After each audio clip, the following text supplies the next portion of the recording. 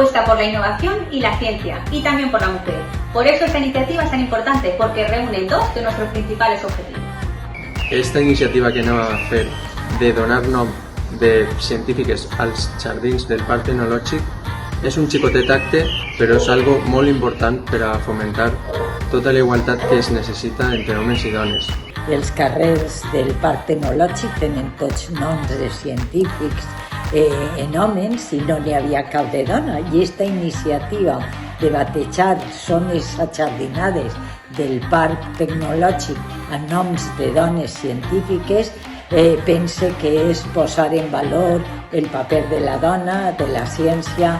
La posibilidad de visibilizarnos en este momento y además al aire libre, en los parques, en los jardines, me parece maravilloso, sobre todo las nuevas generaciones, cuando vayan por allí, cuando paseen y vean que en hombres como nosotras pueden hacerlo, muchas mujeres y muchos jóvenes que hasta ahora no se habían planteado el mundo de la ciencia y que esto será posible y además al aire libre.